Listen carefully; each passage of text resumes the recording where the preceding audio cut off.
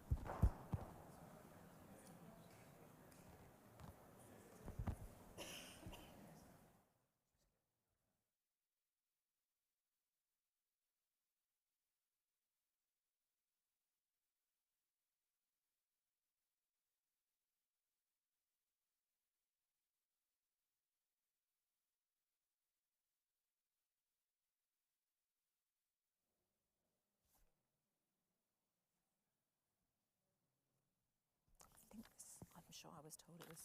Yes, they told us in the introduction.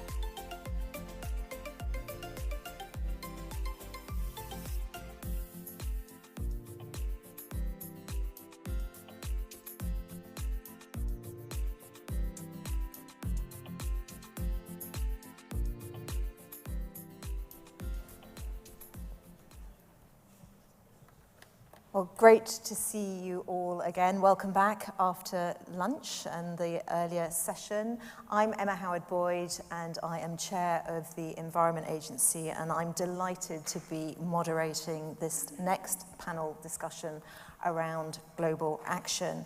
I've got three individuals who've joined me this afternoon from different parts of the world. I'm going to go into a little bit more detail in a few minutes, but I have with me today Jessie van der Linden, Todd Bridges, and Soon Guan Hua. I hope I've pronounced that as well as I did earlier, but from Singapore, from the Netherlands, and from the US, but we'll say a little bit more about them as we go into the session. Just to remind everybody that this is going to be live streamed, so I think the cameras are over there, if that's correct. Welcome to those of you who are joining us this afternoon. The whole format of this session is going to be quite straightforward. I'm going to ask each of the panelists to say a few words about the challenges, the opportunities, the way they are dealing with climate shocks, preparing for climate shocks, adaptation and resilience from where they come from, the different experiences from around the world. We're going to open up to questions, and there are two ways that you can submit questions. One is via the app, and this is relevant particularly for those of you who are joining us online. If you go onto the Flood and Coast app, you can submit questions, and we will hopefully be taking the top 3 questions online first. So as our panelists go through their presentations, please start submitting your questions to the app. And we will also take questions from those of you who have joined us in the room. And I'm also keen that we have a bit of a discussion between ourselves on the panel. From the conversations I've already had with our panelists, I think we've got some fantastic experiences to share, thoughts about how we speed up the work that is needed to keep ahead of the climate change that we're all experiencing. The conference has got off to a great start. For those of you who weren't with us yesterday, we were joined by Minister Rebecca Powell from the Department of Environment. She is our Floods Minister, and the Environment Agency's Chief Executive, Sir James Bevan. And after that, there was a great discussion around delivering on our flood and coastal erosion risk management. Quite a bit of press activity also on the back of James's speech, and how some of that, particularly in relation to coast and some of the steps we will need to take in the future, will need to be handled in the years to come. But this afternoon and today is all about focusing on global excellence. And as I've said, we've got great examples of how people are working on this agenda from around the world. We're also roughly midpoint between COP26 and COP27. And there's no doubt from my attendance at COP26, we saw climate adaptation and resilience talked about on every day of that event. And that's something that, having been to previous COPs, I haven't experienced before. Right from the day when world leaders gathered to, importantly, the day when finance was talked about, right through to the days focused specifically on adaptation and resilience and nature recovery, this strong theme around adaptation. And there's also no doubt in my mind, as we head towards COP27 in Africa, that we are going to see adaptation, the race to resilience, even more rising up the agenda. But it's also really clear from my perspective that a lot of the work where we see change being delivered takes place at a local level. And I think this is a common theme that we will hear through the discussions this afternoon, that we need to be collaborating at a local level, in particular working with communities, but also sharing that knowledge of the practical steps that we can take to respond to the climate emergency through our joint learnings. And this is the theme, big theme of Flooding Coast this year. And without further ado, I'm going to ask our first panelist, Jessie van der Linden, to talk about her experience from the Netherlands, where she works for one of the water authorities in the north. Over to you, Jessie.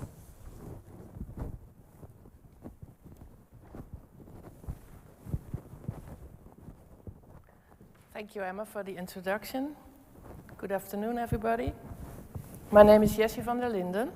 I'm the Executive Director at the Regional Water Authority in the province of North Holland in the Netherlands. And in my presentation, I would like to lead you through the challenges we are facing in our region now and in the future. And on this slide, you will see the mill in Vlissingen. And this picture was taken during a storm at the beginning of this year.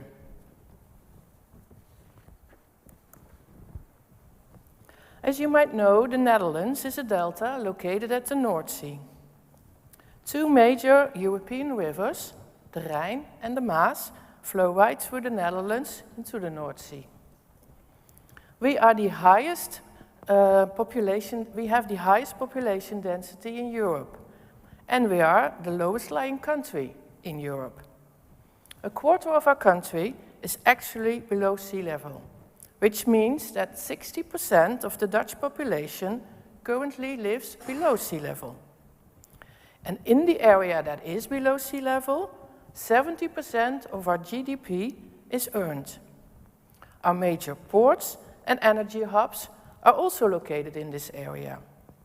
That makes us vulnerable to flooding, not only from the sea, but also due to large lakes, rivers, and channels. I am responsible for an area of approximately 2,000 square kilometers and 1.2 million inhabitants. More than 90% of the area is below sea level. This low-lying area is comparable with a bathtub. When water is coming in to our area, it doesn't drain unless we pump it out. Our water management has a number of specific challenges. 1,500 kilometers of flood defenses protect our area from storm surges and flooding. Part of the area is 5 to 6 meters below sea level, and in the event of a flood, it takes a long time to pump this water out, leaving the area uninhabitable for more than a year. Our fresh water is supplied and discharged via a complex system of more than 20,000 kilometers of waterways and more than 2,000 pumping stations. And the land used for agricultural purposes is dealing with salination. Climate change and social developments, such as the current housing crisis, makes these challenges even more complex. And climate change is serious business. That became painfully clear last year. On June the 18th, an unexpectedly extreme storm erupted over our area. Our meteorological services had not foreseen this. Statistically, the probability of such a storm occurring in our area is once every 500 years. But this kind of extreme storms had occurred 3 times in the past 10 years. And 1 month later, in July, storms tormented our province of Limburg and the neighboring countries of Germany and Belgium, causing rivers to swell into all-destroying streams of water and mud. And at the beginning of this year, we were hit by 3 storms that ravaged our coastal area. And this has not happened in over 100 years. And these extreme water phenomena compel us to take short-term measurements. We do that by working according to the principles of multi-layer safety. The first layer is strengthening our water management infrastructure. These fortification works are becoming increasingly complex. We simply don't have enough space to properly facilitate all functions. Layer 2 is making the water system more robust in spatial planning and vital infrastructure. To accomplish this, we have to work together with municipalities and utility companies to provide insight into opportunities and risks. The third and last layer is to prevent casualties and large-scale disruption and limit economic damage. We organize incident management. However, incident management alone is not enough. We also have to rely on the self-reliance of our residents. This self-reliance has a downside. During the flood last June, we saw our farmers use their own pumps to pump the water from their land. These actions risk disrupting the entire water system.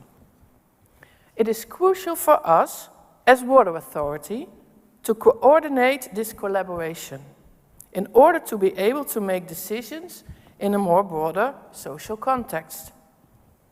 In the long term, however, the question is whether this will be enough.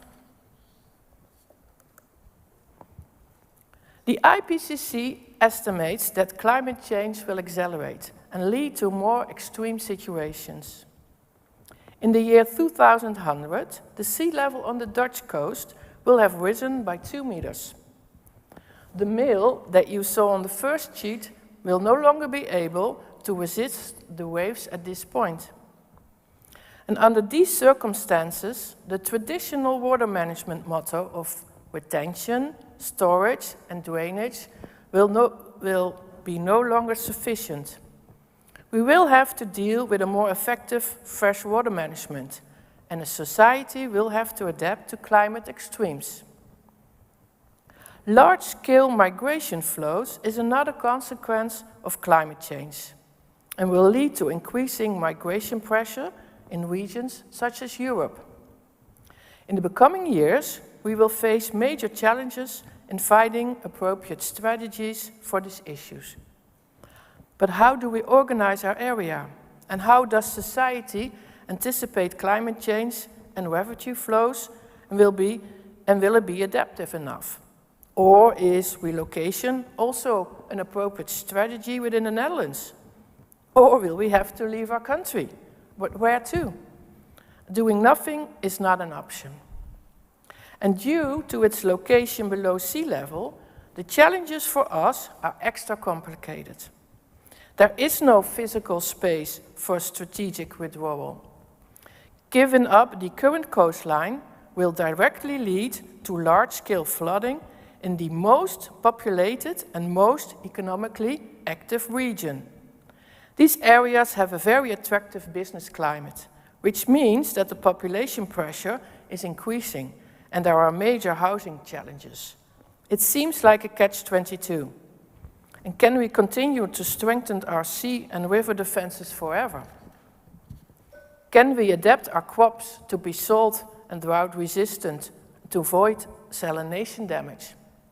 How much longer can we keep this up, considering people's quality of life? Is an adaptive strategy, such as relocating eastwards, an option? Landscape architects, such as Lola, are designing a new view of the Netherlands, with urban knots as atolls. But who gets to live in these cities? And who will leave, and where to? Won't this lead to a clash with climate refugees who migrate to our area from the east and the south? And what do we do with our agricultural land and other economic activities? We will have to learn to live with water now more than ever. Inconveniences can no longer be avoided, and society will have to adapt. And this calls for a broad social debate. Water management belongs to us all. In my view, we as public and private parties must join to sharpen this awareness. How we shape this is still a struggle for me and a topic I would like to discuss with you. In order to change, it is key to breathe, speak and act in different ways. Only if change resonates within our genes, we may be able to find innovative measures and transform our work and environment. Thank you.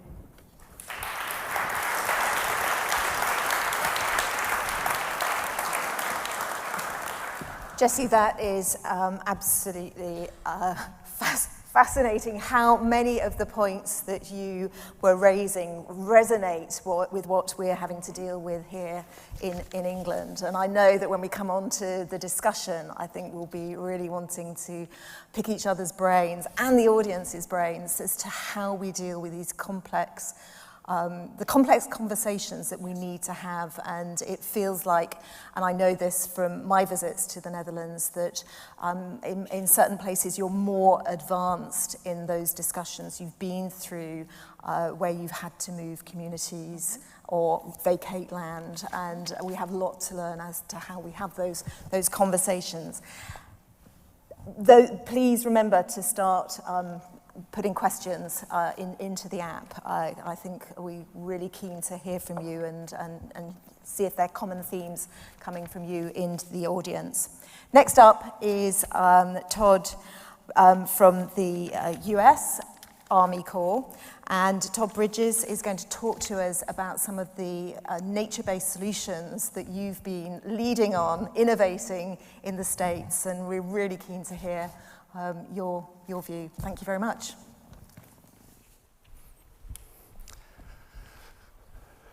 Yes, as Emma said, my name is Todd Bridges, and I'm the U.S. Army's Senior Research Scientist for Environmental Science.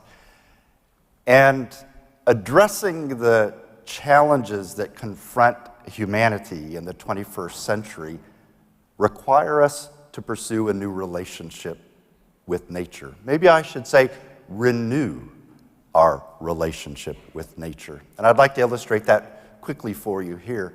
First, by making reference to a point that's already been made multiple times during this conference, and that is that we live in a multi-hazard world. The last couple of years of COVID have made that very real to everybody on the planet, that we confront multiple hazards. Some of these hazards are the result of modern society, industrial accidents on one extreme. On the other side, we have weather and climate, natural disasters. If you consider just climate and weather disasters, in the United States, we have had more than $300 billion plus weather or climate disasters since 1980. 300 plus billion-dollar weather and climate disasters in the United States since 1980. If you sum the total economic damages across those weather and climate events, $2 trillion in economic damage. And in addition to that, 14,000 people were killed in the United States by weather since 1980. Those data, I suggest to you, prove the point that our infrastructure systems are not working as they should. And when we consider the fact that our infrastructure systems must confront multiple hazards, in addition to flooding, also drought, our infrastructure must be able to walk and chew gum at the same time, as we say in the United States. We have to do multiple things, satisfy multiple functions at the same time. So how does nature play into this? Well, it plays into us in the context of nature-based solutions, but since 2010, we have had a program within the United States Army Corps of Engineers we call Engineering with Nature, and I lead this program. And even though the term nature-based solutions had not yet been invented in 2010, that's what this program is about. How can we engineer and combine natural systems with engineered systems to support infrastructure functions?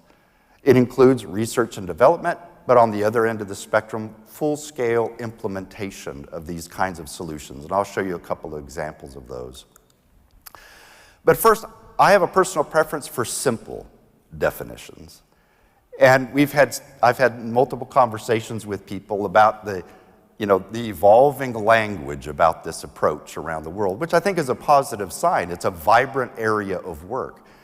But this is my definition of nature-based solutions. We're conserving, restoring, or engineering nature for the benefit of people and nature. And I use in this case the simple example of trees as infrastructure. And indeed, trees, when used purposefully, intentionally, can provide functions or services very like engineered systems provide. If you consider the ability of trees to support heat regulation in cities, or to buffer buildings against heat loss in the winter, or to support hydrology and reduced flooding by infiltrating water into the ground. A whole range of functions that trees can provide besides the functions of habitat or recreation. So if we extend this to other systems, probably the oldest example of a nature-based solution in the United States is over 100 years old. This project is called the YOLO Bypass, and it's in Sacramento, California. And a weir was constructed on the Sacramento River, which you see in the upper right-hand photograph, to deflect, if you will, water, high water, flood water off of the river onto a landscape of 59,000 acres, inundating that landscape, agricultural landscape, purposefully, done through arrangements with the private landowners. 75% of that 59,000 acres is privately owned land. 16,000 acres of that 59,000 is the YOLO Bypass Wildlife Area, a conservation area that you see in the lower left. I visited that site on a Thursday morning in December of 2021, and there were dozens of people out there on a weekday morning birding because it was the migration season on the Pacific Flyway. It's a beautiful place that provides nature function, but at the same time provides flood storage function when necessary. That Sacramento weir was constructed in 1916. So, a 100-year-old nature-based solution. On the other end of this spectrum, and we have half of our country is very much subject to drought. There's this project which I visited this winter in a city called Gilbert, which is near Phoenix, Arizona, where the city built a 100-acre managed aquifer recharge site. They constructed 7 ponds in the landscape of a park, of a city park, that receives up to 10 million gallons a day of wastewater for the purpose of infiltrating that water into the groundwater aquifer. And in the 20 years that project has functioned, it has raised the water table beneath this park by 30 to 40 feet. This is important when you consider that the southwestern United States is captured now by a mega drought that is more intense than any drought that's affected that region of North America in 1,200 years. 1,200 years. Lake Mead, which is our largest reservoir, is at 35% of its capacity. And that reservoir serves 40 million people. Nature-based solutions are on the rise within the United States. President Biden issued a new executive order on Earth Day in April. The 4th section of this executive order is titled Deploying Nature-Based Solutions to Tackle Climate Change and Enhance Resilience, directing numerous federal agencies to take action to accelerate the implementation of nature-based solutions. And he committed the federal government to a series of specific actions to help facilitate that implementation. We have to spark conversation. This has been addressed. We need to use multiple communication challenges to spark the kinds of conversations we need to innovate in this space of pursuing a new relationship with nature. I've just provided a few examples here of how we're using our website or our Engineering with Nature podcast, which you can get on Apple or wherever you get you podcasts, end of advertisement. Or I've started travel blogging myself, and actually on my trip to Ireland and this week in England, you're going to see me travel blog about some of the projects that I've visited here so that we can share more globally the context and the experience of how nature needs to be used to address our challenges. We have some research underway, including how we evaluate the benefits of nature-based solutions, which has been referred to multiple times during this conference. We've taken some completed planning studies that had the opportunity for using nature-based solutions, and we're going to re-evaluate the benefits of those projects using more modern benefit evaluation techniques. And we're going to host a national summit in Washington, D.C. to share our results with our colleagues across federal and state government so that we can make progress in multifunction, multi-purpose benefit evaluation. This has also been referred to multiple times at this conference, the important human connection between nature and human well-being. The science in this topic area is, I would say, literally exploded in the last 20 years, showing how important it is for people to get off their couch and away from their phone or their computer and experience nature.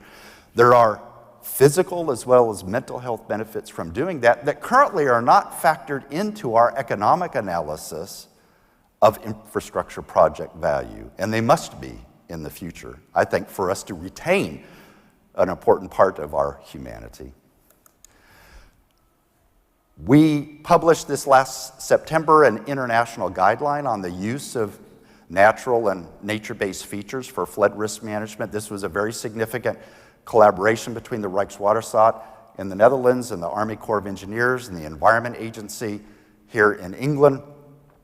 A 1,000-page technical guide that doesn't answer every question, but a 1,000-page technical guide is a good start on how we can use these systems to address flood risk problems. And more than 70 organizations from nearly a dozen countries from around the world brought their collective experience into this effort over 5 years. And you can access this document and download it from our website. And we're looking forward to updating it in the future. And this is my last slide. There's a spectrum here from notions of kind of wild and free-flowing nature where humans don't influence anything to the other extreme of using civil engineering to somehow control nature, right? Put Mother Nature under our thumb, which arguably has never worked out. But there's a broad middle where we can combine the natural and the engineered, I think, to find a more harmonious arrangement with nature in infrastructure systems. And that's why in that point that I make there, it's not either or. It's not conventional engineering or nature-based solutions. It's an and proposition. That's what we need to seek. Thank you.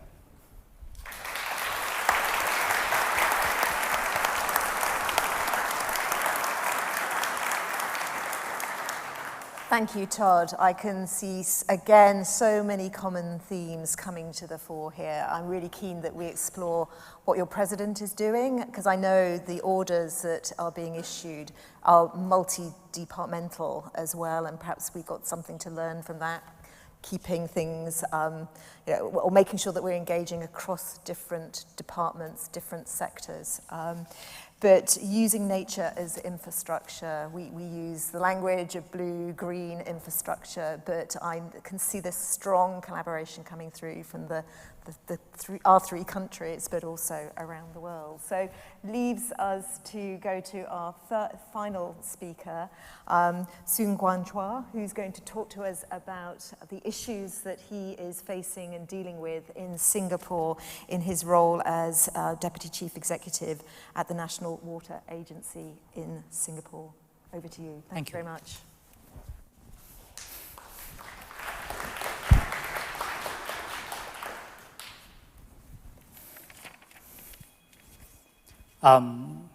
Distinguished leaders and delegates, and Emma, very good afternoon.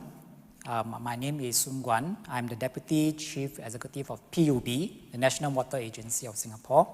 I'm very happy to be here today to share Singapore's experience in climate change adaptation. There is clear evidence that our climate is changing. If we remain unprepared for these changes, the impacts could be destructive and life-threatening. For coastal cities and small island states like Singapore, sea level rise poses a threat to our survival. However, uncertainties remain on how fast and how much sea level will rise. Therefore, the challenge is how to ensure adequate and timely protection of our coasts, while keeping flexibility to adapt to future developments in climate science and technology. This is important, especially since coastal protection structures require hefty investments and long lead time to implement. I believe this dilemma is also being faced by many coastal cities around the world. Let me share more about Singapore's climate adaptation challenges and how we plan to overcome them. To provide the context, 30% of Singapore's land area is less than 5 meters above the mean sea level. This means it makes us very vulnerable to sea level rise and storm surge. And because Singapore is located just north of the equator, we frequently experience intense tropical storms and seasonal monsoons. We are also a small but densely populated country with more than 5 million people living in a land area of just 730 square kilometers. So, where do we find the space to meet all our coastal adaptation and flood alleviation needs? Climate adaptation is a long-term endeavor, and the Singapore government is not taking any chances. So, since 2020, PUB was appointed as the National Coastal Protection Agency to coordinate, plan, and develop adaptation measures to protect Singapore's coastline from sea level rise. While Singapore is new to coastal protection, we are not a new agency. PUB has been managing Singapore's water supply, water catchments, and wastewater in an integrated way. In fact, on water supply, for some of you who are aware, we have converted our vulnerability, because we are a water-scarce country, to a strength through the use of technology and to recycle water and to desalinate water. For inland flood risks, we tackle them through the source pathway receptor approach as shown on the slide, whereby interventions at different parts of the drainage system provide us with functionality and flexibility to cope with higher intensity storms. For example, we converted a concrete canal within the Bishan Ang Mo Kio Park into a naturalized waterway as shown on the slide. During dry days, the public gets to enjoy the seamless greenery and recreational spaces in the expanded park. When there is a storm, the river banks work as floodplains to contain and to convey storm water away from the area. Another project is the Stanford Detention Tank, which alleviates flood along our main shopping belt at Orchard Road. The Stanford Detention Tank can hold up to 15 Olympic-sized swimming pools and can be emptied in 4 hours to prepare for the next storm. As we progressively improve our drainage system across the island, in a land-scarce Singapore, it's not possible to expand our drains indefinitely to cater to every single storm. It is hence important to develop emergency response and strengthen community resilience. To do this, PUB has integrated real-time sensor data and weather radar to detect potential floods. With this, we shorten the operational response time during flood incidents. Flood alerts are also sent to the public and the building owners so that they can take steps to self-help and to protect themselves as well as their properties. With climate change and the threat of rising seas, we will need to manage both inland and the coastal flood risk in a holistic manner. PUB is developing a coastal inland flood model which will study the combined effects of inland and coastal flooding. The integrated model will allow us to evaluate the effectiveness of coastal and flood protection measures and enhance our emergency and operational responses. Similar to what has been shared in this conference since yesterday, our coastal protection strategies need to be adaptive in nature. PUB is developing adaptation pathways to support near-term decision-making, but at the same time to keep future options in mind to cater for even higher sea levels. This will allow us to phase out the implementation of infrastructure that would otherwise have to be made upfront. As mentioned by some speakers yesterday, there is no one-size-fits-all approach. Solutions will need to be tailored to the specific conditions and characteristics of each coastal area. Even though Singapore is a small island state, we have a very varied coastline of over 300 kilometers. So at the same time, we need to exercise creativity in our plans so that our protection measures can create more economic as well as social value beyond just keeping our shores dry. To ensure our coastal and flood protection measures are adequately resourced, the Singapore government has established a dedicated coastal and flood protection fund in 2020 with an initial injection of 5 billion Singapore dollars. This demonstrates our commitment in climate adaptation and it's also a pledge to our future generations that we will take bold and collective actions in creating a sustainable and livable home for them. PUB does not intend to do this alone. We are bringing in stakeholders on board with us on this journey. It's also important to co-create innovative solutions. It's important to sensitize the public early to the difficult policy trade-offs that may be inevitable in the end. We believe that the involvement of stakeholders will help us build support and community resilience in our fight against climate change. While climate adaptations are largely local, one area we can work together with the global community is in the area of research and development. PUB is planning to set up a coastal protection and flood management research program to drive research in urban flood and coastal protection measures. We welcome international partners from other coastal cities, industries, and universities to collaborate with us to develop innovative solutions. To conclude, climate adaptation is a continuous and arduous journey. It's important that we continue to strengthen partnerships and exchange expertise and solutions among like-minded cities and countries.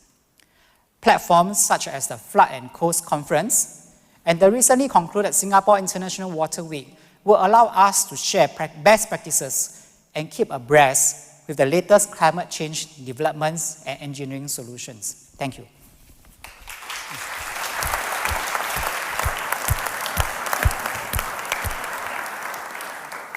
Thank you. Another excellent presentation with, again, some core themes coming through. Treating water holistically, understanding that some of the solutions for too much water are very similar to too little water, but also the focus on community engagement and taking communities with you. So before we open up for questions, really keen to ask the panelists if there's anything you've heard from the others that really resonates or is indeed different from what you were expecting. I'm hearing very much common themes and urgency.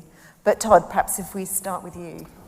Well, the observation I would make from the opportunities I've had to travel and to experience the circumstances and the context and the projects around the world, the names change, but the fundamentals are the same. And I think we share this common, challenge, and I think that in itself, a recognition of that fact is a way that we can, motivate ourselves to work cooperatively on solving these problems and sharing our experience actively with each other and what we're learning together, because the names are different. They may be difficult to pronounce. If they're Dutch, they're for sure difficult to pronounce. But the problems are essentially the same. And so by cooperating with each other, I think we'll be able to make collective progress on these and more rapid progress. Fabulous. And I know through many of the different platforms that we engage on, things like iStorm, where we're again sharing knowledge about storm surge barriers, where there are strong relationships, and we have people going to visit during incidents, because we're all aware that incidents are happening more regularly and we need to get up to speed with how best to work through incidents, as well as the preventative solutions. These are all ways that we can work together, despite sometimes the use of different language. I think where the UN is calling for races, and particularly the race to resilience, I think we all recognise that this is a race that we all need to win, and that absolutely brings collaboration to the fore. Jessie, any early reflections on what you've heard? We're dealing with the same problems. We can learn from each other. But what it's also telling the story to each other and see what brings to involve more of the community, but to involve also the knowledge. So this is a good way to see, well, we have the same problem, how you deal with it, and what's your story, and how can we use that and get more people involved and see the urgency of dealing now, not tomorrow, or not the week after that, but now. So that's mainly for me very important. Fabulous. I think it's comforting for me to know that actually, even though Singapore is a small island state, then compared to bigger countries in the Netherlands and the USA, but actually when it comes to adaptation solutions, the underlying principles and the ideas are similar. Yeah. And basically, we need to do integrated planning, multifunctional planning. We need to take a holistic approach, need to be adaptive in nature, and we certainly need to incorporate nature elements as we go about developing the solution. So it's good for us to continue this dialogue so that we learn from one another on how to do things in a more efficient and effective way. Fabulous. Which leads me on to my second question, which is around governance structures and working beyond the borders of where sometimes these issues sit. So from time to time, we will look at other ways that countries are dealing with flood, with climate change, where it is sitting in different departments with a different level of urgency, and how we can learn from that. So again, with the change recently in US President, I was looking at how some of the early executive orders that came out around climate change really drove the urgency of different departments taking responsibility for climate change, not just one department. So what can we learn from each other? Again, sometimes looking at where water and flooding and infrastructure sits in the Netherlands, and the years of investment that we've looked jealously at from over here, but perhaps even now it's still not enough. What can we recycle from each other and in order to accelerate and push this agenda further forward? Who'd like to take that first? Maybe if I may digress a little bit, because as I mentioned just now, PUB, we are the National Water Agency, so we also manage the water supply from the end-to-end point of view. If I may share, actually before 2001, actually the water functions are actually, they are located in different ministries. Water supply, the drainage function, and also the wastewater treatment, they are actually in different ministries.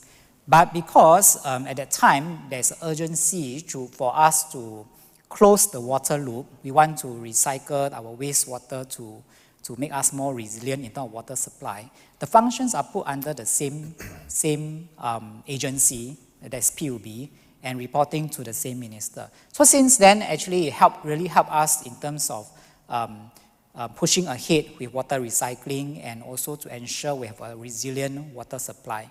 So 20 years on, we are doing the same again for coastal and adaptation and flood resilience. Because just a few years back, actually, drainage function resides with PUB, but actually in terms of coastal resilience function, it resides with another agency and ministry. So to make sure that we have a very concerted effort in terms of pushing ahead with coastal planning as well as implementation, government has decided to put this function into the same agency as well and under PUB. And we believe that by doing so, it can give us a more concerted push and execution in terms of the coastal implementation.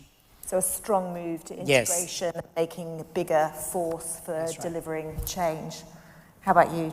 Well, maybe I'm lucky as a regional water authority because water safety, water system, sewage treatment, I'm responsible. So I have the opportunity to see it in a chain and work on it all. So I'm lucky to do that. And we have the money and the people to do that. So if it's in department X, Y, or Z, it's not really that important for me because I can look at the chain and work on that. And I think that's a good thing in the Netherlands, that we organize it differently and that the regional water authority have a huge responsibility to get things done. And I think that's an opportunity maybe for the US or Singapore or the UK to rechange or relocate stuff. So it's dealing with things at a more local, regional level as opposed to national, and getting the action done. And I guess we see here in the UK through our local government, through our combined authorities, some of that responsibility being encouraged to sit there. Yeah. Todd, from a US perspective, are things changing? No, well, I think so, but maybe I'll offer a challenge in this regard. And I think silos are the enemy of holistic solutions. And historically, I think problems or parts of problems have been siloed into specific agencies. And I'll quote from earlier today, partnership is hard. And it's hard even within government, across agencies. And if many of us have an interest in scaling up nature-based solutions, well, in order to scale up nature-based solutions, you've got to scale up partnership. And so that social challenge of working across organizational boundaries deserves its own, emphasis and investment, because there's not going to be anything very easy about it to do that. But it's going to be a necessity, I think, to put nature-based solutions on a scale where they actually meaningfully move us forward towards solution. So there's a lot of space there. Maybe we all need to hire more psychologists to work on our teams so that we can bridge these divides that keep humans apart, even though they all have good intentions. Takes us into a completely different field. It links to the issues of communication. How can we experience a significant event, or how can we be watching a significant event with loss of lives playing out and still not act with the urgency that we know is necessary to get on top and ahead of the climate that is changing? So I'm wondering whether we've got some questions coming in via the app. So I'm hoping I will be able to read these questions coming through, and then we'll come into the room and take some questions. So please get ready with the things that you'd like to ask. So the first one is from Claire Rogers of the Environment Agency. How do you ensure flood risk does not disproportionately affect poorer communities in your respective countries? So how do we make sure that we're diverting resources and action to everybody and not those with the loudest voices? Who'd like to take that first? Well, I will. I mean, our president in another executive order has addressed this point specifically, where 40% of investment is directed toward disadvantaged communities. And it has opened up a broad dialogue within the federal government about equity and the delivery of service through infrastructure. So I think that's the first step, is to recognize that we do have a problem here, and that infrastructure service has not been allocated in an equitable fashion historically. But that does present challenges with respect to how we make decisions historically within government. For example, extreme applications of traditional benefit cost analysis. I don't see a way personally to get to addressing equity challenges using, narrow applications of benefit cost analysis. So we have to open up the benefit evaluation to include other types of variables, including the way that projects affect disadvantaged communities. Great. Jesse, would you like to? I don't see this problem really in the Netherlands. I mean, we have to protect the whole of the country. It's not that big, and we're not, and we are really below sea level. Population, but also the economic activities are, most of it, 70% of our GDP is earned in an area below sea level. So I don't think this is happening in the Netherlands. Well, for Singapore, it's similar to Netherlands. I mean, for us, actually, the key point is that the government ensures that the majority of the population have access to affordable public housing. And for public housing, generally, they are built above a certain platform level, and so they are not subject to the flood risk. So it's not a problem for Singapore as well. Yeah. I think maybe it's a difference in size of countries, also the length of time that significant resources have been allocated to these issues. But I know it's something that we look hard at in making sure that our flood programme goes to those communities that are highest at risk and has a very specific focus on making sure that we're not leaving communities behind, but it's something that is looked at very, very closely, and where again we need to work with other departments. Yeah. Is there another question coming through? So from Terry Fuller, in the front row, would you like to ask the question yourself as you're right there? And indeed, if there's anybody else, if we can get a mic up to the front row, that would be fabulous. Yes, thank you. It gives me opportunity to expand it out a bit as well, perhaps to the other speakers. So Jesse, I wrote this question when I was listening to your presentation. Thank you for that very much. And I was just wondering whether you could put a little bit more proportionality around the challenge you face in relocating people from the west to the east. Is there enough land to even do that, even if you could afford to do it? And perhaps the same sort of challenges perhaps elsewhere in Singapore and America as well, in terms of having the space to be able to relocate. It's a good question, Terry. And no, we don't have the space to relocate. But we, that's the problem. Are we going to relocate? But where to? Is it going to be Germany or more east? Or is it going to be the UK, more west? But in the Netherlands, we don't have that much space. And so it's really a question for me, how are we going to do that? Or are we going to invest more in nature-built solutions, because it gives us more flexibility to do that, and in a way see that we're not going to get into a lock-in, and see that we have the engineers working on solutions to build with nature, but also build housing and the communities in a way that we can still live in an area 6 meters below sea level.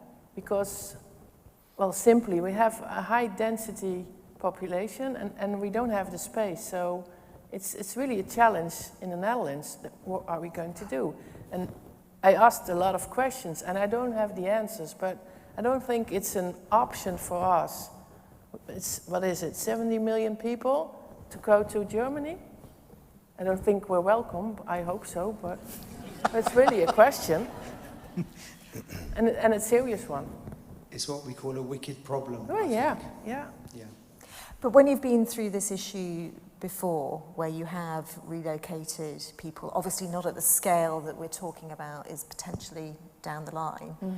How has that worked well? What effort went into it? I understand it took a long time to get to the place where people were comfortable, even if comfortable is the right word to use, but prepared to take those steps. Yeah, and if you have to relocate, you have to do it not from above as a national government or a regional government. You have to do it with the community and talk at the beginning. why you have to relocate and what's the benefit for them to relocate. And I think we have quite some experience in the Netherlands in doing this participation process with the people to explain from the beginning and let them think with you what the solution would be. So you have to do that at the beginning of a project and not at the end. So that's the experience we have, yeah? Yeah. And I think this is where we will have to look to other parts of the world that are far more advanced in those discussions, where there are already people who are climate refugees moving to other parts where islands are being, or land is being bought, ready for communities to move. And this is where the whole global issue is something that we need to be thinking more about. Do you have a perspective? Like Netherlands, we don't have space to relocate or retreat, but whether there is climate change or not, what Singapore has been doing is that we try to create space. And how we do that, of course, besides reclamation, actually now we are looking at also how we can build higher, at the same time build underground. So we are looking into whether we can create more space underground to make use of underground space, be it for industrial, for residential, or maybe other purposes. But of course, with rising sea level, they also raise the challenge, because when you do underground space, then you have to make sure that when there is intense storm and also rising sea level, the water doesn't get into the underground. There must be a way to keep it dry. So our solution to the space problem is really to find ways to create more space, be it vertically or horizontally. Yeah. And Todd, did you want to? Well, if maybe creating too much of a caricature of 20th century civil engineering, but I think there is some evidence of a mindset that there's an engineering solution for every problem. And that's just not true. And so I think what is necessary in some cases is that we need to buy communities extra time so that they can come to terms with what the situation is. So we might not be able to give the community a 100-year solution, but maybe we could invest in a solution that gives them time to adjust to the realities that maybe this is not a good place to live, given what's coming. So in that respect, I think nature-based solutions offer some benefits. Of course, you have to have space for these things, which is limited in places like Miami, for example. But because of the flexibility and that they can be kind of phased, they don't have to be built all at one time, like a wall might be thought of as, kind of a one-time, one lift, you construct it, and there it is. So I think we need to think about time-buying solutions for communities to adjust themselves to this notion that maybe we need to pull away from the water to be safe. Yeah, and I think I talked earlier about Bacton, where we've borrowed sand dune technology from the Netherlands to better protect a gas terminal for a period of time. Also, two communities are benefiting as well, but it is in that buying time element, and who knows what the next solution will be or what happens next, but it is about extending how long that terminal can be operated for. Next question. I can see one in the room towards the back there, so if we could take that, and then I'll take another one from the screen. Hello, this is Thomas Young from Coastal Partnerships. I really liked the discussions from PUB and others about talking about water as a resource. So often we talk about flood water as a quick way of getting rid of it, throw it out to the sea and so on. But storage, that's great. So maybe the other speakers would like to mention something about treating water as an integrated resource, not just as a problem. Oh, I would like to say something about that, if I may. Please do. Yeah. We have the island of Texel in the Netherlands, and we restore rainwater there because farmers need the water when it's really dry. And we're doing an experiment there by storage water underneath the land. So when it's really dry, they can pump it up and use it. And we are really good in getting rid of the water in the Netherlands. We do that, well, all the time. But now we do this experiment and by storing the water underground and using it when we need it. And I think even if that's adaptive, being adaptive with water, but also in not using a lot of energy in pumping out the water, but keeping it in your own area. It's also with climate change a good thing, and you don't use a lot of energy because we really do use a lot of energy in pumping out all of the water out of our country. So I think it's a good example. Yeah. Yeah. And quite a holistic example, Yeah, yeah. ticking many boxes Yeah. of action. Yeah, I mean, that's one of the reasons why I picked two examples, one a flood and one a drought resilience, because I think these multi-purpose investments in, say, nature-based solutions address the point I think that you're making, and particularly for the western half of the United States, which has always cycled between wet periods where you have flooding and dry periods where you have drought. So we have to not think about single-purpose solutions, but multi-purpose solutions. I'll give you one example. In the winter of 1862, Los Angeles, California got more than 30 inches of rain in 1 month. That's 3 years of rain in 1 month. So that's a flooding problem, but that's not LA's problem right now. LA's problem is where do we find enough water for all these people? So if you look at the LA River, this concrete line channel that runs through Los Angeles, it does nothing for water storage, right? It's a flood project, right? So how can we restore natural functions so that water just doesn't run down the drain, but actually can be conserved as a part of how the infrastructure functions? Emma, if I may just add to the point about water being a resource, I think for PUB, we see it really as a very scarce resource, and we have to handle it from a total value chain point of view. And of course, just now I mentioned that over time, in a way, we address the scarcity issue by doing recycling, water recycling in a big scale, in a big way, and as well as desalination. But when you look at the resource loop, water as well as energy together, then you realize that actually we are also having another challenge, because water recycling and desalination requires higher energy to treat and to process. So while we solve in a way, resolve our water supply challenge, but we also need to tackle the energy challenge, and now it's becoming a very important issue in the context of climate change.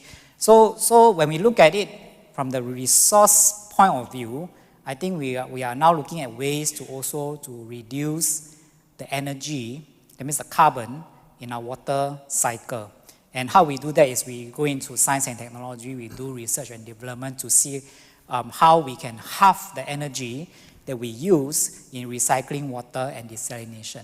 And as we move on further to coastal adaptation, then we also find that, actually as we build some of these, we plan to build some of these coastal defense infrastructure, we also need to make sure that in the process we are using low carbon materials and methods. And that will also help us further our objective in terms of sustainability and to reach our carbon free goal in the years to come. Yeah. Fabulous. Next question from the app is, I'm going to ask my panelists to answer our visitors. What do you think England does well in flood risk management compared to other nations? So you've all visited the country before. You've seen some of the work that is being exhibited in next door, and you've listened to various things and been on little visits. Really keen to see what you think we're doing well, but also where we could do better. I'm always up for a challenge. Maybe I will go first because I think I shared with Emma that besides coming to this conference, I visited a couple of sites, the Jubilee River Scheme. Then we also went to Portsmouth. Of course, with the hospitality of the coastal partners, we also look at some sites. I mean, maybe just to mention a couple of points which I think England has done well. I would think one area certainly is in terms of incorporating nature elements in the solutions. I think it's very obvious that is always a default consideration when as England roll out the different coastal measures. I think you can see that actually different kinds of nature-based solutions are being incorporated in the process. And secondly, which I think you all have done well, is in terms of the stakeholders' engagement and community consultation. I think it has been done actively, but more importantly, based on what I listen to as well as what I see at the exhibition next door, is that there are quite innovative ways of engaging the stakeholders, which I think it will be something that we'll love to learn from, because I think it's one thing to say that you want to engage the stakeholders, but it depends on whether the stakeholders want to listen to you. So I think, I would think that we really need to have very creative ways, interesting ways to get the people engaged. Like what I think, when I was at the Minecraft, I think Julie brought me there. I think it's important to actually engage the young people, because coastal defense actually will take years to implement and they will last a long time. So we really need to get the young people engaged so that they are part of this process. Yeah. Brilliant. I think we're all thrilled to see how the Minecraft Rivercraft tool has gained legs and is now international, because I think we need our young people to challenge leaders even more to get on and get delivering. Jessie? I'm quite jealous on how you have your data in order of the water system, and how you have your data on the meteorological system and put them together and warn your citizens when a flood is coming or water is coming. Well, you do that quite well. We can learn from that in the Netherlands, so I'm quite jealous about that. And what you can do better, if I may so. Please do. Maybe just to think about it, give more responsibility and opportunities to regional and local initiatives. It's not the national government that can say how to manage an area if they don't know how the area is working, what the people want. So I think more local initiative might help in this subject. Well, I'm sure all of our area directors that are in the room and our regional flood and coastal committee chairs, as well as those from representatives from local government and other regional organisations, will be saying this is what we're doing, but we could do more as well. So I think we know so much of the action is taking place at that local level. Yeah. I think it's a really important point. Yep. What does England do well? I was going to say fish and chips. But I may pair off of what Jessie who just said and focus in on strategic intention, such as in the roadmap. I was reviewing that document real time during the session yesterday. I was very impressed with it. In billiards, you might call it calling your shots. You know, the Environment Agency saying, this is what we want to achieve by this date. That takes a lot of guts to do that, because what if you don't get there, you know?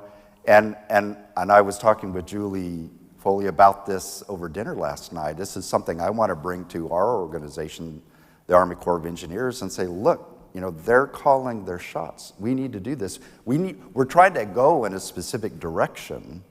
We should declare that clearly, that direction. We don't necessarily have worked out how we'll get there, and maybe it should let the local and regional authorities figure out the specifics of how but this is the direction we're going, and we have to do more of that, and, you know, summon the intestinal fortitude to actually say, this is what we want to do, you know, and this is why. So I would say you're doing that very well from my judgment of that document and related within the Environment Agency. Wonderful. I think one of the early forms of that sort of action document was some of the more local flood plans that we started producing after our floods in December, January 15-16.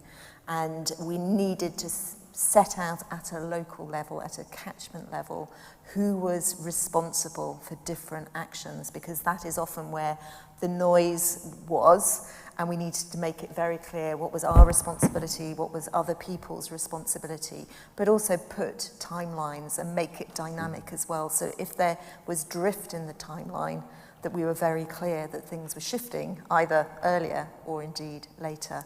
So I think that it's great to have that comment about the action plan. And you know, we really are keen and mean it when we say we want events like this to be about sharing best practice and learning from others as well, because we know we've got lots to learn from others, and we want to steal those ideas where we can and implement them where we can as well. Obviously, taking into account other constraints we may be operating within. Are there any more questions in the room? I can see one at the back there. We're getting towards the end of this session, so if there's anybody else with a burning question, please put your hand up now and we'll perhaps take the two together. Just checking, are there any more coming in online? Do we have many? Right, well, we'll take three in swift succession, two from the room and the next one from the app, and then we'll see whether we've got time for one very quick extra round, given we started late. Matt Georges, I'm an environmental economist. Stuart Kirk from HSBC made the statement that he didn't mind if Miami was several meters under sea level by the end of the century, on the assumption that you can always build some walls or whatever he had in mind.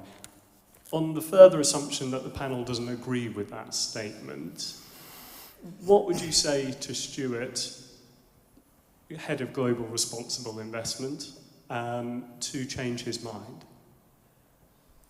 Okay, thank you for that question. Can we get the next one in the room?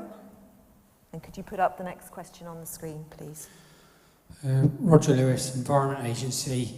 Sir James Bevan mentioned yesterday about relocating people, which is, we've already had a question about that. I just wondered whether anyone on the panel wanted to comment on the feasibility of paying compensation to people to relocate them, like maybe we do in the UK. I know on highways and railways, we have compulsory purchase orders and relocate people. Just wondered what people might comment on the feasibility of that. Thank you, Roger. And then the next question, we'll perhaps take those two questions first and then come to the one online.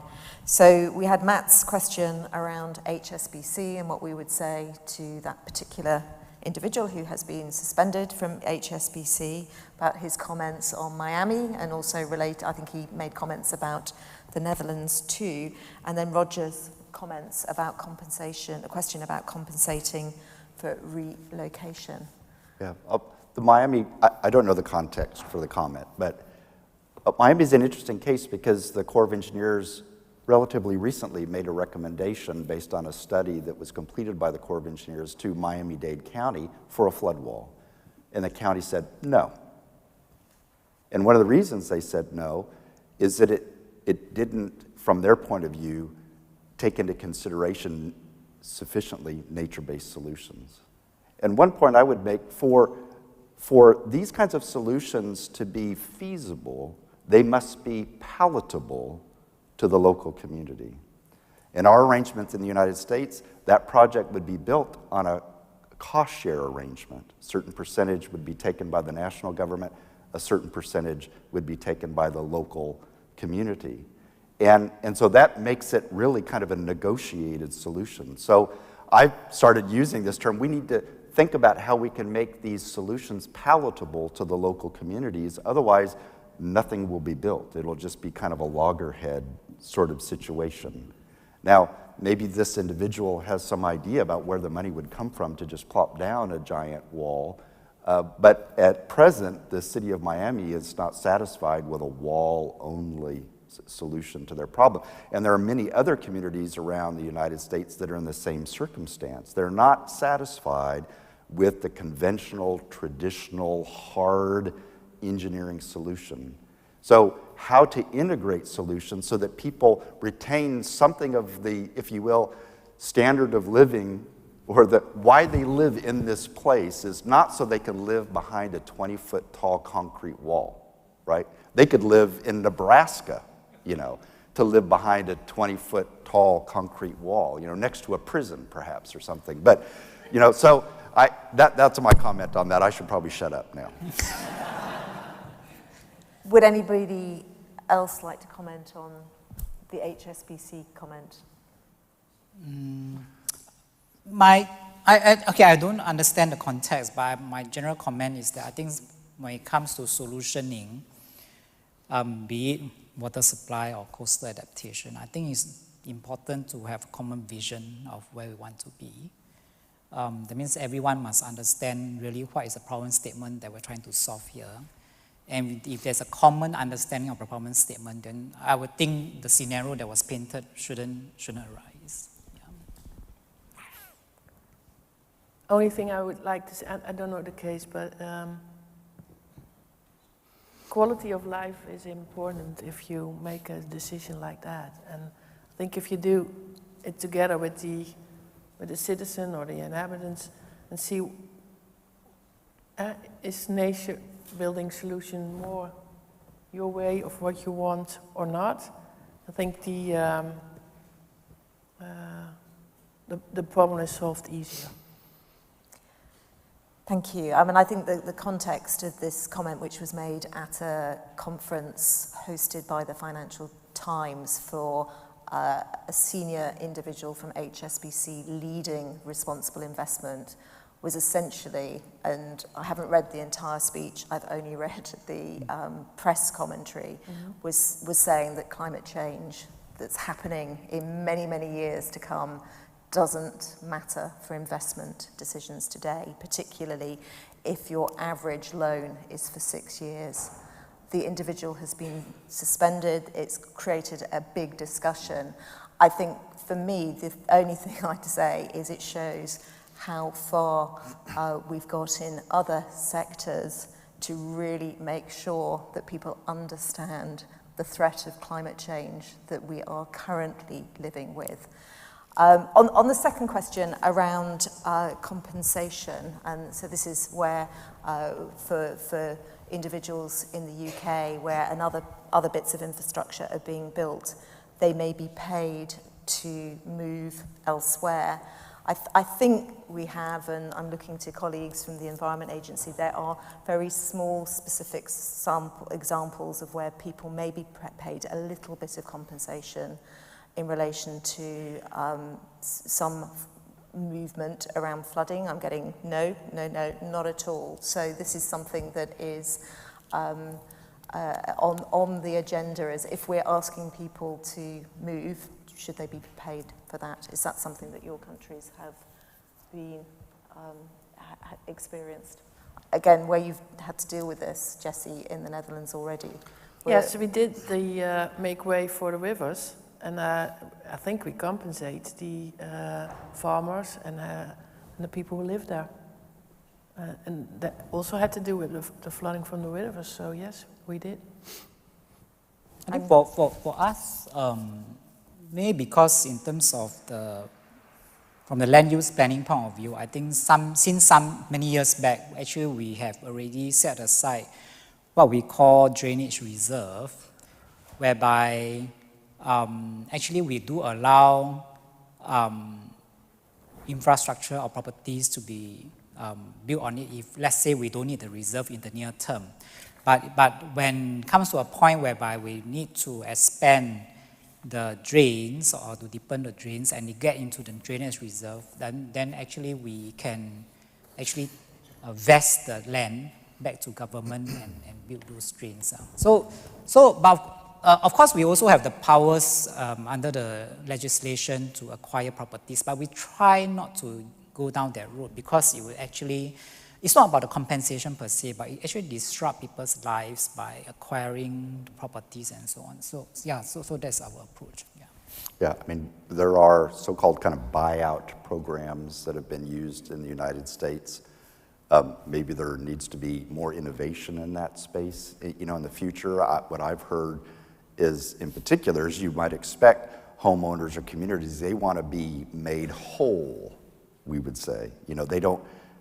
If they can be made whole someplace, they don't want to necessarily be banished entirely from the community, but there may be openness to this. I might connect the two questions together because there's the undoing of development, but short-term decisions are very important because, for example, if a city consumes all of its available space with further development, that will, by its very nature, limit future adaptation action. So investments now in development very much will affect future long-term adaptation plans. And if cities and counties or local areas consume all of the space, for example, that could be utilized for nature-based solutions, well, all you got left is the 20-foot prison wall, which is, maybe expensive to construct. So real need to focus on the long term. The question that popped up on the screen is, what would be your one key ask of COP27 on flood and climate adaptation? I always find questions about what's your one thing you would do really challenging, because I think what we really know is we need multiple things to happen. But if there's one thing that comes to the top of the mind that you'd like to share now that would be a highlight of achievement at COP27 around this agenda, what would you like to see? Again, who'd like to go first? I'll keep it simple. Act, act, act. Brilliant. Todd? Yeah, I was very encouraged in COP26 personally about how much attention there was on nature-based solutions this time. I mean, there were several panels. I participated in 2 of them. But in COP27, maybe another way to look at that problem is, I would say, integrative solutions. And there's a real need, and I think it's still a struggle, in figuring out, okay, how do we actually do these, in practical terms? So I think I would like to see that, bringing finance and agriculture and the infrastructure industry together to talk about, okay, how do we actually deliver these kind of integrative solutions as opposed to kind of one-offs? That's a good one. I will ask for more sharing and exchange of the solutions from the different countries. While, of course, each country is quite unique in terms of the specific environmental or social or economic consideration, but when it comes to adaptation solution, like what we mentioned just now, there are some common principles and approaches that underpin these measures and solutions. So I would think that countries and cities should really share more in terms of the solutions and ideas, so that collectively, I think the world can move forward faster, rather than for each jurisdiction to figure out what to do with their coastal defense. Great. I think, again, what we've experienced today, yesterday, here at Flood and Coast, the many, many examples of both nature-based solutions, action, real things happening, integration.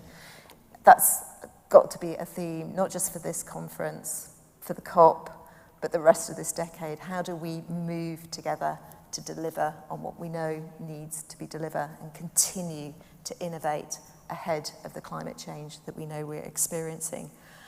I hope you in the audience have enjoyed this discussion as much as I've enjoyed moderating it. It's been a real pleasure to meet our visitors and learn so much from them and exchange ideas.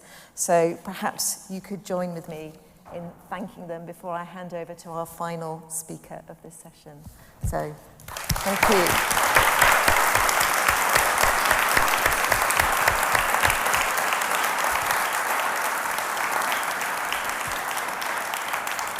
And I hope all three of you are able to make the most of your time in England to both see some of the best of what we're doing in flood and coast risk management, but also to encourage us to do other things as well, because we know we've got so much more that we can learn from you and the fantastic work you're doing in your countries.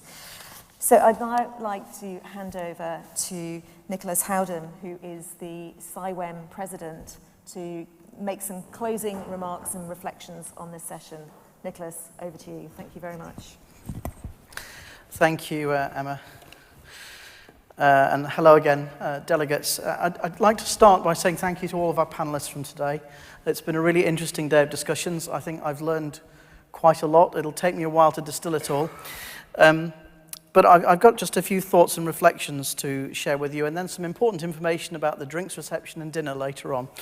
Yeah, and just to clear up a few things, I'm definitely not the Mayor of Telford, but I'm thinking of applying because I think I could do it quite well.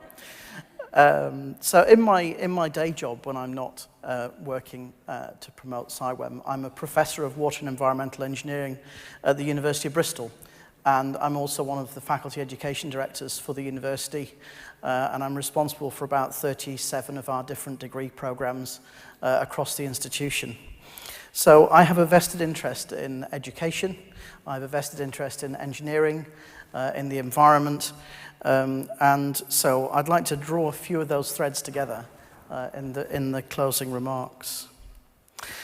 I thought the phrase "summon the intestinal fortitude" is something I've not really heard before, but I too thought that the new strategy was a great document.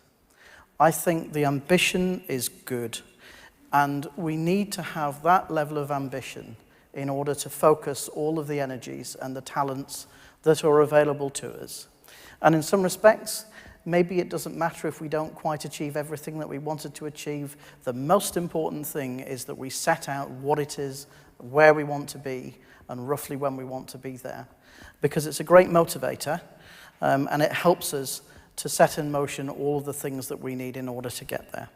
In fact, I think it would be fair to say that most of the great engineering challenges that the world has ever faced, we've only ever met them by taking that sort of approach.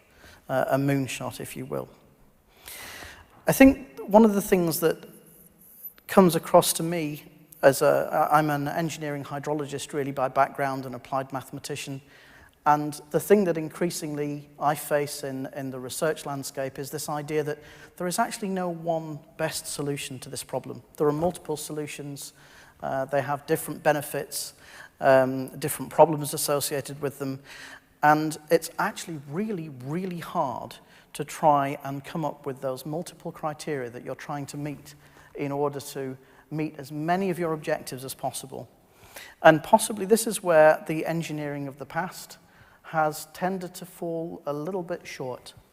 And just while we were engaged in the discussion now, I was looking back at some of the words that were used in the late 1700s and 1800s when the smoke-filled rooms, possibly in some area of London, were trying to decide what it actually was that an engineer did and how they did it. And I think nowadays we think about STEM, we think about science, technology, mathematics, engineering, but we don't really think about philosophy. And the early engineers were actually talking about philosophy, and that was just as important as the role of the mechanical mind and the folks who are actually going to do this in practice. So I think one of the reflections that I have, certainly about the things that we're doing now, it's why are we doing this? Should we do this? And in what way should we be doing this?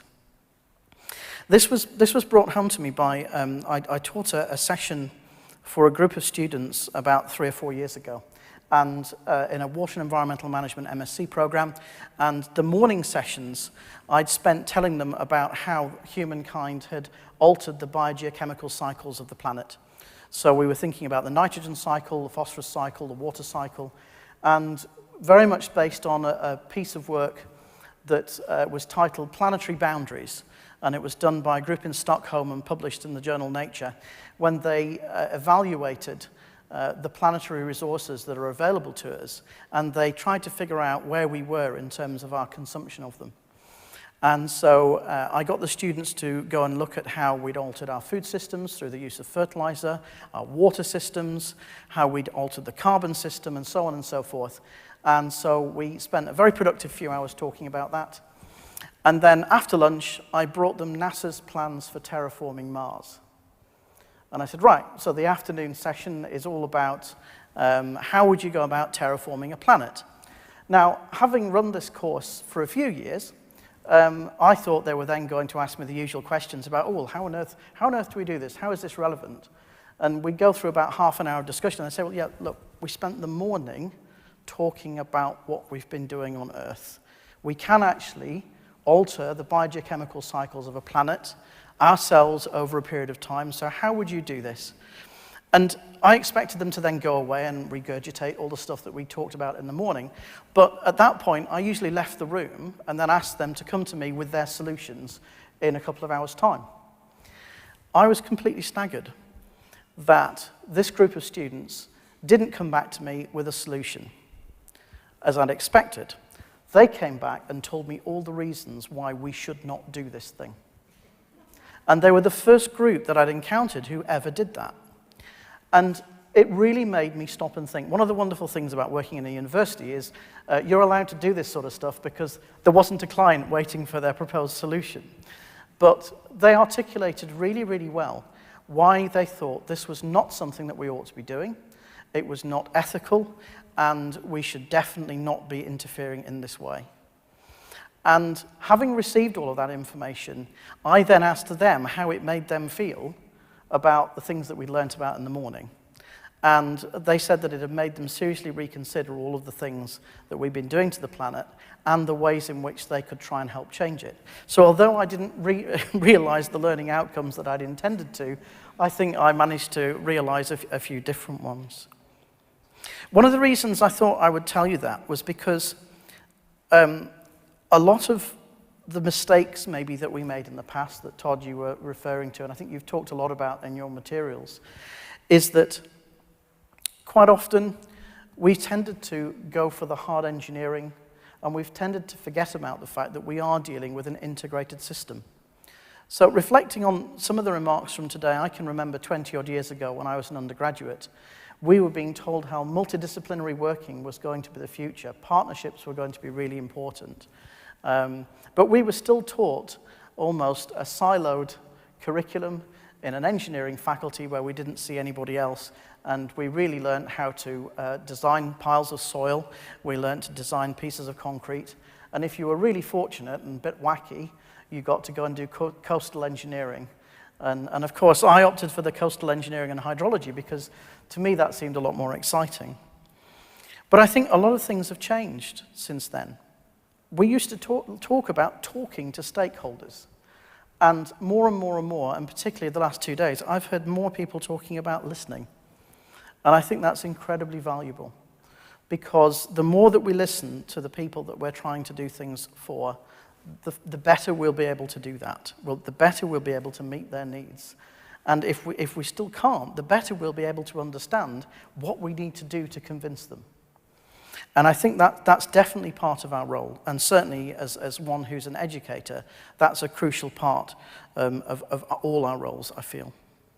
I thought it was really interesting, Jesse, your comments about local authorities and the local aspect. Because Terry was telling me earlier that we have the largest number of local authority individuals represented at this particular Flood and Coast Conference than ever before.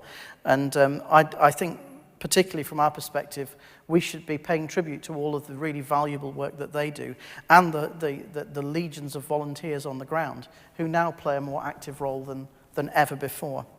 And I think finding ways to engage and listen to what they want and help them in their work is really important.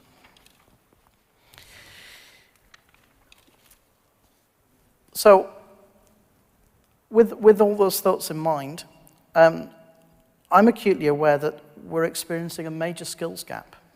Because when we're talking about climate adaptation, when we're talking about carbon reduction, if we don't address all of these things, it will be hindering our ability to deliver any of the things that we've been talking about. But more than ever before, we're looking at an enormous, complex system, and we need to think it through at almost every level. That is an enormous challenge. It's an enormous challenge for all the professionals. It's an enormous challenge for government. But it also goes all of the way through our universities, our training authorities, our secondary schools, and our primary schools, and those responsible for professional development. So I'm also, within CIWEM, the chair of the Professional Standards Committee, and we're particularly keen at the moment to start looking at ways of improving and morphing our professional standards work to include more lifelong development for our professionals. It's a somewhat sobering thought that a graduate who graduates this year will end their career sometime in the 2060s. And so they will be well into the period when lots of these climate impacts are starting to bite. So I think this is where CIWEM can play a really important role. And I'm looking forward to spending the next few years working with as many of you as possible to try and develop our professional development frameworks. And beyond that, of course, I'll be carrying on to work in the university to try and figure out what new programs we need in order to prepare our young people for the future.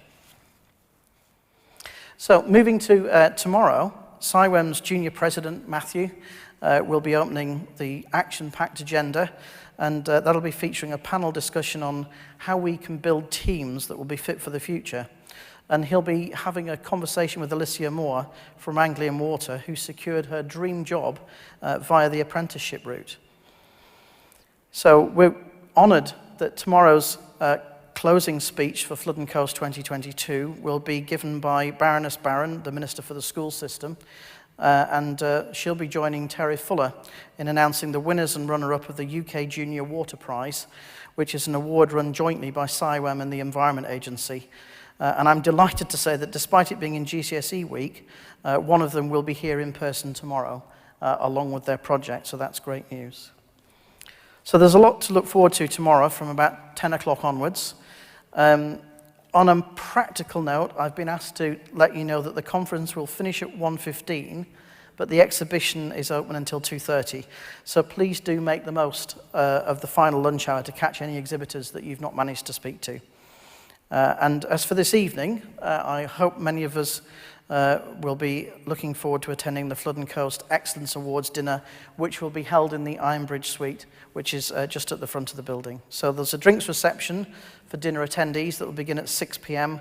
outside the suite, and we ask that guests be seated for 6:45 for a prompt 7 p.m. start. So please do remember that you'll need your dinner ticket on your phone or a printed version to show to the team, who will be scanning passes at the foot of the staircases. And without any more ado, I'd like to thank you all for your attention today and wish you a very pleasant evening and look forward to seeing you tomorrow. Thank you very much.